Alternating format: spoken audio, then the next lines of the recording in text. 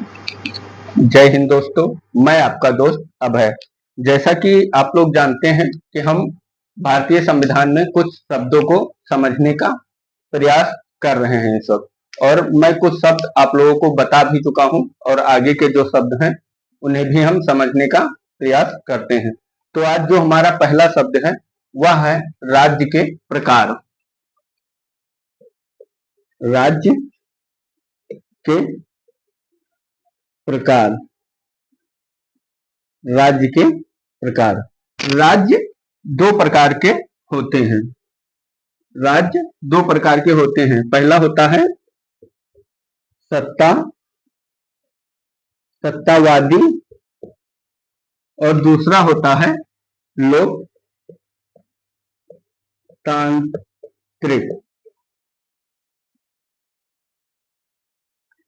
लोकतांत्रिक। दूसरा होता है लोकतांत्रिक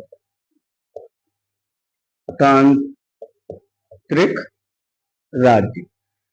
पहला होता है सत्तावादी राजतंत्र और दूसरा होता है लोकतांत्रिक राजतंत्र। हम सत्तावादी राजतंत्र को भी दो हिस्सों में डिवाइड करके समझ सकते हैं। पहला होता है राजतंत्र। राजतंत्र। और दूसरा होता है तानाशाही। तानाशाही। दूसरा होता है तानाशाही। तो अब हम एक एक कर इन शब्दों को समझने का प्रयास करते हैं। तो पहले जो हम समझेंगे वो हम समझेंगे राजतंत्र। पहला हम समझेंगे राजतंत्र। राजतंत्र। राजतंत्र किसी राजा के शासन को राजतंत्र कहते हैं। कहते हैं। जब किसी राज्य में किसी राजा का शासन होता है तो उसे राजतंत्र कहते हैं। राजतंत्र में अगर हम लोगों की स्वतंत्रता का या उनके संप्रभुता का अगर हम बात करें तो इसमें हो भी सकता है और नहीं भी हो सकता है, क्योंकि जहां पे राजतंत्र होता है वहां पे राजा के द्वारा कही गई बात ही उस राज्य के लिए एक कानून व्यवस्था का काम करती है। अब निर्धारित ये करता है कि राजा अपनी प्रजा के लिए या अपने राज्य में रह रहे लोगों के लिए कैसी व्यवस्थाएं रखता है, उनके लिए वह किस तरीके से उनके प्रति किस तरीके की वो भावनाएं रखता है, इन सब बातों पे डिपेंड करता है। यानी कि राजतंत्र को ना तो हम पूरी तरीके से ये कह सकते हैं कि ये पूरी तरीके से भ्रष्ट होता है और ना ही हम ये कह सकते हैं कि यह पूरी तरीके से अच्छा होता है। राजतंत्र दोनों तरीके के हो सकते हैं। अगर राजा का शासन अच्छा है तो जनता के लिए खुशहाली होगी, वो राजतंत्र अच्छा भी हो सकता है। अगर मान लो कि राजा जनता को बिना बात के किसी चीज के लिए दंडित करता रहता है या उनके जीवन के बारे में, नई नई खोजों के बारे में, जैसा कि आधुनिक युग में चल रहा है, अगर वो नहीं सोचता है तो मान लो कि राजतंत्र बेकार है। और दूसरा जो हमने देखा था वो था तानाशाही। दूसरा हमने देखा था तानाशाही। तानाशाही। तानाशाही इसमें भी एक प्रकार से राजा ही होता है, और राजा भी हो सकता है और एक सरकार भी हो सकती है। इसमें तानाशाही में क्या होता है, एक शासक होता है जो पूरे राज्य पर अपनी इच्छाओं को थोपता है, यानी कि उससे ये मतलब नहीं है कि राज्य के लिए क्या अच्छा है, राज्य की जनता के लिए क्या अच्छा है, उनके लिए क्या क्या व्यवस्थाएं की जानी चाहिए, उसे इन सब चीजों से कोई मतलब नहीं है। उसे सिर्फ अपनी बातों से मतलब है। जैसे कि हम कुछ एग्जाम्पल हैं, देख सकते हैं।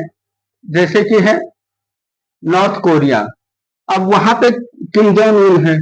अब उसे कोई फर्क ही नहीं पड़ता है कि कोई देश उसके साथ में किस प्रकार का व्यवहार रखता है, उसके राज्य में रह रही जनता की कितनी दयनीय स्थिति है, इस बात से उसे कोई फर्क नहीं पड़ता है। तो इस प्रकार के शासन को हम तानाशाही कहेंगे। और इसमें 90% तक हम इस बात को कह सकते हैं, 100% तो नहीं कहा जा सकता है, लेकिन 90% इस बात को कहा जा सकता है कि यहाँ पे जो शासन व्यवस्था होगी वो पूरी तरीके से ठीक नहीं होगी। क्योंकि तानाशाही का मतलब ही यही होता है, तानाशाही इसका मतलब ही होता है कि किसी के ऊपर जबरदस्ती अपनी चीजों को थोपना। यानी कि अगर हम किसी कार्य को कर रहे हैं तो हम उसके लिए किसी से सलाह नहीं लेते हैं, हमारे जो दिल में आया हमने बोल दिया और वही राज्य पे लागू हो गया, इसे ही तानाशाही कहते हैं। अगला जो हम देखेंगे वो हम देखेंगे थोड़ा सा एक दलीय सरकार। एग्जाम्पल में मैंने आप लोगों को बता दिया था नॉर्थ कोरिया। और दूसरा हम देखेंगे एक दलीय सरकार। एक दलीय सरकार, एक दलीय सरकार, इसका अगर हम देखें तो मान लीजिए किसी राज्य में एक ही दल का शासन होना। किसी भी राज्य में एक ही दल का शासन होना, यानी कि उस राज्य में कोई दूसरा दल नहीं आ सकता। जैसा कि एग्जाम्पल में अगर हम देखें तो हम चीन को ले सकते हैं, क्योंकि चीन में भी एक दलीय ही सरकार है। अगर देखें हम तो रूस को देखा जा सकता है। तो राज्य एक ही दलीय सरकार, इसका सीधा सा मतलब है कि उस राज्य में एक ही दल का शासन होगा। इसे हम अगर जोड़ के देखना चाहें तो तानाशाही, तानाशाही से भी जोड़ के देख सकते हैं। लेकिन हाँ, इसमें थोड़ी सी ये संभावना होती है कि जनता की जो हालात हैं वो अच्छा रहे। जैसा कि आप लोग जानते हैं कि चाइना काफी विकास कर रहा है और वहां पे भी एक दलीय सरकार है। तो यहाँ पे पूरी तरीके से ये बात नहीं कही जा सकती है कि कोई भी मतलब अगर एक दलीय सरकार है तो उसमें तानाशाही होगी, ये बात नहीं कही जा सकती। लेकिन इस बात को पूरी तरीके से नकारा भी नहीं जा सकता है कि अगर एक दलीय सरकार है तो वहां पे जनता सुखी ही होगी। तो उम्मीद करता हूं कि आप लोगों को ये शब्द समझ में आया होगा। अब हम जो अगला शब्द देखेंगे वो हम देखेंगे सैन्य शासन। अगला हम देखेंगे सैन्य शासन। सैन्य शासन, इसमें किसी राज्य में सेना द्वारा राज्य की संपूर्ण व्यवस्था को अपने अधिकार अधिकार में ले अधिकार में ले लेना। किसी राज्य में सेना के द्वारा राज्य की संपूर्ण व्यवस्था को यानी कि वहां पे जो जो व्यवस्थाएं चलाई जाती हैं, वहां की सरकार, वहां के लोगों की जो चीजें हैं, वहां का जो कानून व्यवस्था है, वहां की जो विधायिका है या कार्यपालिका है, उन्हें अपने हाथ में ले लेना ही सैन्य शासन कहलाता है। यानी कि वहां पे पूर्ण रूप से सेना का ही शासन होता है। और जब सेना का शासन होता है तो हम कह सकते हैं कि वहां पे जो जनता की जनता के जो अधिकार होते हैं, उन्हें खत्म कर दिया जाता है। सैन्य शासन में अक्सर ये चीजें देखी जाती हैं, जैसा कि हम एग्जाम्पल में म्यांमार को ले सकते हैं, हम एग्जाम्पल में पाकिस्तान को ले सकते हैं। ये ऐसी ऐसे देश हैं जहां पे हमेशा देखा जाता है कि सेना तख्ता पलट कर देती है। जैसे ही सेना को लगता है कि हाँ, विधायिका या कार्यपालिका या वहां की सरकार मेरे शासन को या मेरे शक्तियों को कम कर रही है, वहां पे सेना के द्वारा तख्ता पलट कर दिया जाता है और सारी व्यवस्थाओं को अपने हाथ में ले लिया जाता है। तो उम्मीद करता हूं ये शब्द भी आपको समझ में आया होगा। अगला जो शब्द जो हम देखेंगे वो है लोकतंत्र। लोकतंत्र लोकतंत्र दो प्रकार के होते हैं। पहला प्रत्यक्ष और दूसरा होता है अप्रत्यक्ष। अप्रत्यक्ष। पहले तो हम यही समझ लेते हैं कि लोकतंत्र का मतलब क्या होता है, इसका डिफिनीशन क्या होता है।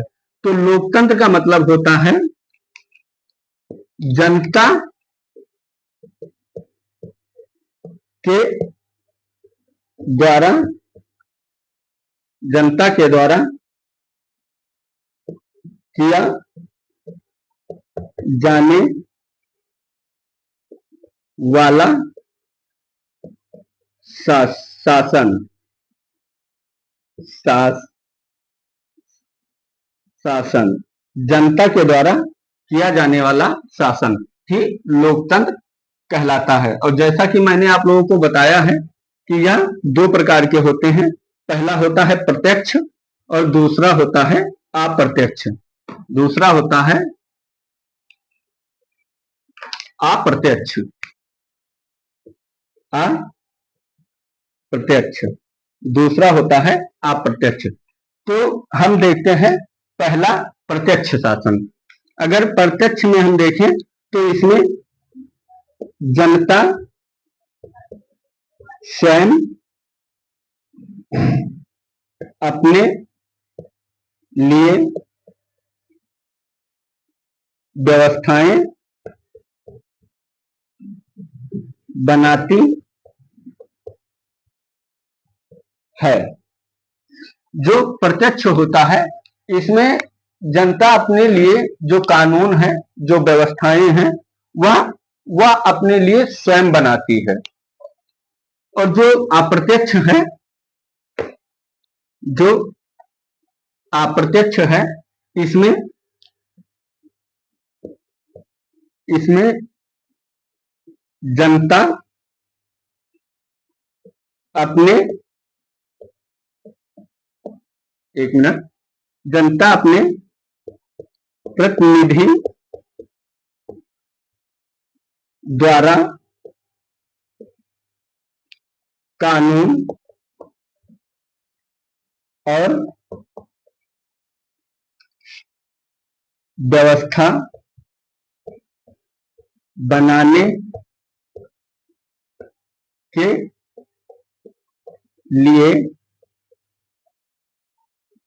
बनाने के लिए नियुक्त नियुक्त करती है।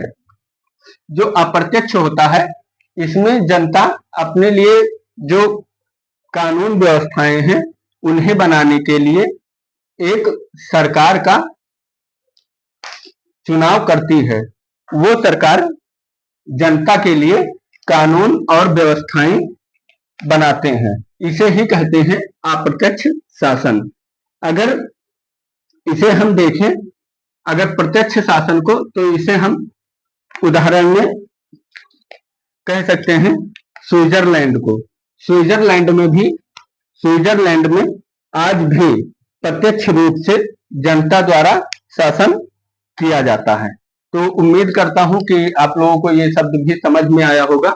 और अगर आप लोगों को कोई शब्द नहीं समझ में आता है तो आप लोग मुझे कमेंट में बता सकते हैं।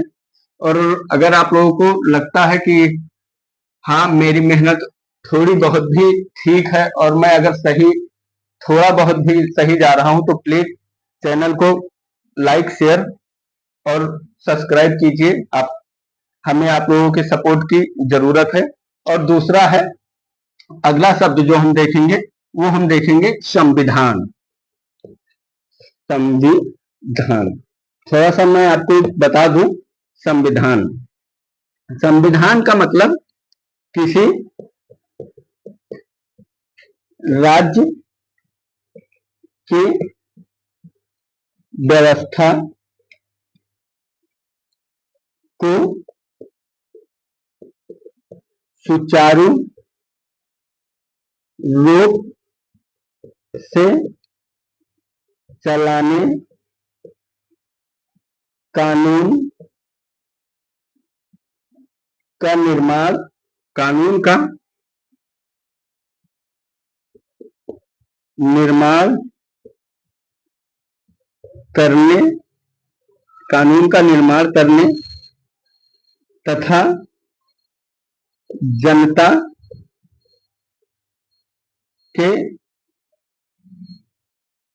जनता के हितों का संरक्षण करने के लिए जो व्यवस्था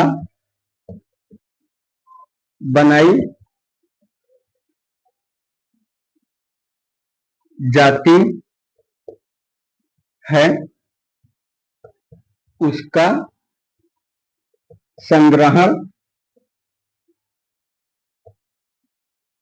संविधान कहलाता है। किसी राज्य की व्यवस्था को सुचारू रूप से चलाने वाली, कानून का निर्माण करने तथा जनता के हितों का संरक्षण करने के लिए जो व्यवस्था बनाई जाती है उसे ही संविधान कहते हैं। संविधान में हर चीजों का ध्यान विधि पूर्वक रखा जाता है। फिर उसमें चाहे जनता के लिए हितों की बात हो या फिर जनता के द्वारा किए गए किसी कार्य को या अहित को दंडित करने के लिए जो व्यवस्था, जो कानून बनाया जाता है उसे ही संविधान कहते हैं। यानी कि अगर हम सरल शब्दों में कहें तो किसी भी राज्य की व्यवस्था को सुचारू रूप से चलाने के लिए उसमें जनता को दंड देने का भी अधिकार संविधान में होता है।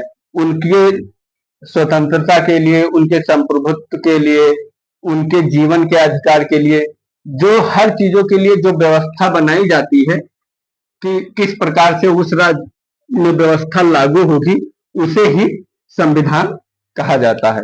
तो उम्मीद करता हूं कि आप लोगों को समझ में आया होगा।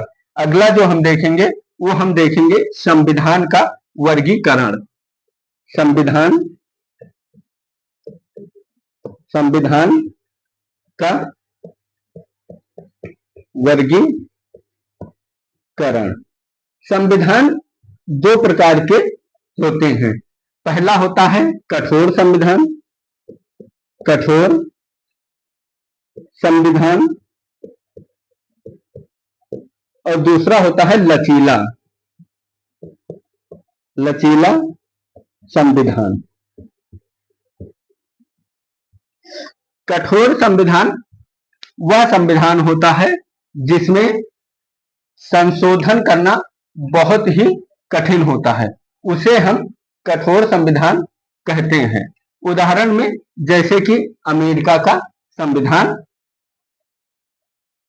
होता है।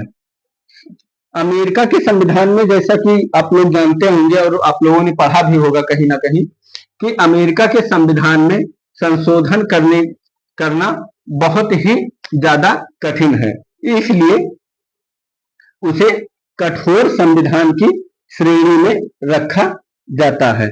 और दूसरा है लचीला संविधान। लचीला संविधान वह संविधान होता है जिसमें समय के अनुसार और राज्य की आवश्यकताओं के अनुसार उसमें संशोधन नम्रता पूर्वक किया जा सके। इसमें संशोधन करना बहुत ही आसान होता है, यानी कि एक साधारण विधेयक लाकर भी संविधान में संशोधन किया जा सकता है। तो और एक होता है संविधान का ही प्रकार जिसमें होता है कि कुछ हद तक कठोर होता है और कुछ हद तक लचीला होता है। जैसे कि भारत का संविधान, भारत के संविधान में भारत के संविधान में संशोधन करना कठिन भी है और आसान भी है। जैसे कि भारत का संविधान है, तो भारत के संविधान में संशोधन दो प्रकार से होते हैं। पहला है साधारण बहुमत, पहला है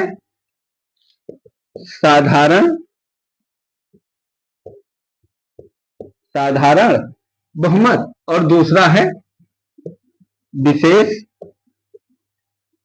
बहुमत। पहला है साधारण बहुमत और दूसरा है विशेष बहुमत। इन दोनों शब्दों को भी हम लोग समझेंगे, लेकिन उससे पहले कुछ शब्द और हैं जो जानना हमारे लिए बहुत ही जरूरी है। उम्मीद करता हूं कि आप लोगों को ये सारी चीजें समझ में आई होंगी, और अगर आपको लोगों को लगता है कि मैं थोड़ी सी भी आप लोगों को बातें समझाने में समर्थ हूं, तो प्लीज वीडियो को ज्यादा से ज्यादा शेयर कीजिए, चैनल को सब्सक्राइब कीजिए और वीडियो को लाइक कीजिए। मिलेंगे फिर अगली वीडियो में, तब तक के लिए जय हिंद, जय भारत।